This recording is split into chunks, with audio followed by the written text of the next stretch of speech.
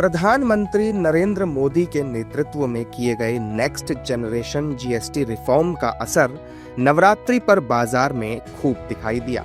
GST दरों में कटौती की वजह से बाजार में रौनक छाई रही और नवरात्रि में ऑटोमोबाइल सेक्टर और कंज्यूमर इलेक्ट्रॉनिक्स सेगमेंट में बीते 10 वर्षों में सबसे ज्यादा बिक्री दर्ज की गई। अर्थशास्त्रियों के मुताबिक जीएसटी रिफॉर्म्स से देश की अर्थव्यवस्था को भी जबरदस्त बूस्ट मिला है और ये आने वाले दिनों में भी ऐसे ही जारी रहेगा। In my view, the GST rate cut impact will become more and more visible. It's clear it has enlarged fiscal space, it has enhanced the purchasing power, it has improved the ease of business, it has brought relief to every common person. The GST is a victory of the common man of India, where he pays modest rates of taxation with a vastly improved business and investor environment. Automobile sector की बात करें तो नवरात्रि के दौरान लोगों ने जमकर कारों और टू व्हीलर्स की खरीदारी की। नवरात्रि के दौरान कार निर्माता मारुति सुजुकी की बिक्री में 100% की वृद्धि हुई, जो कि बीते साल की तुलना में दोगुनी थी। जीएसटी रिफॉर्म के कारण ही मारुति सुजुकी ने नवरात्रि के पहले 8 दिनों में 1,65,000 कारों की बिक्री दर्ज की है।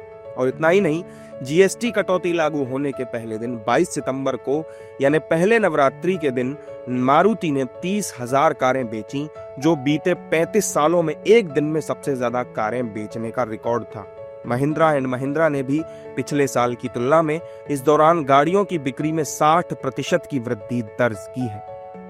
वहीं हुंडई की क्रेटा और वेन्यू जैसे मॉडल्स की मांग भी इस दौरान आसमान पर पहुंच गई और उसकी कुल बिक्री में एसयूवी की हिस्सेदारी 72% से अधिक हो गई। नवरात्रि के दौरान टाटा मोटर्स की अल्ट्रोज, पंच, नेक्सॉन और टियागो जैसे पॉपुलर मॉडल्स की गाड़ियां धड़ाधड़ बिकी और इनकी बिक्री का आंकड़ा 50,000 के पार पहुंच गया। नवरात्रि में हीरो मोटोकॉर्प और बजाज ऑटो के शोरूम्स में भी ग्राहकों का रेला उमड़ता हुआ देखा गया। नवरात्रि के दौरान कंज्यूमर इलेक्ट्रॉनिक्स सेक्टर ने भी बिक्री में शानदार बढ़ोतरी दर्ज की है। एलजी, हायर और गोदरेज अप्लायंसेस जैसी कंपनियों ने पिछले साल की तुलना में इस नवरात्रि में रिकॉर्ड इलेक्ट्रॉनिक आइटम्स बेचे हैं। हायर की बिक्री में 85% की वृद्धि हुई और 2.5 लाख रुपए से अधिक कीमत वाले 85 इंच और 100 इंच के टीवी का दिवाली स्टॉक नवरात्रि में ही लगभग बिक गया। इलेक्ट्रॉनिक्स रिटेल चेन विजय सेल्स की बिक्री में भी 20% से अधिक की बढ़ोतरी देखी गई। वहीं एलजी इलेक्ट्रॉनिक्स इंडिया ने भी नवरात्रि सीजन में बिक्री का रिकॉर्ड बनाया है।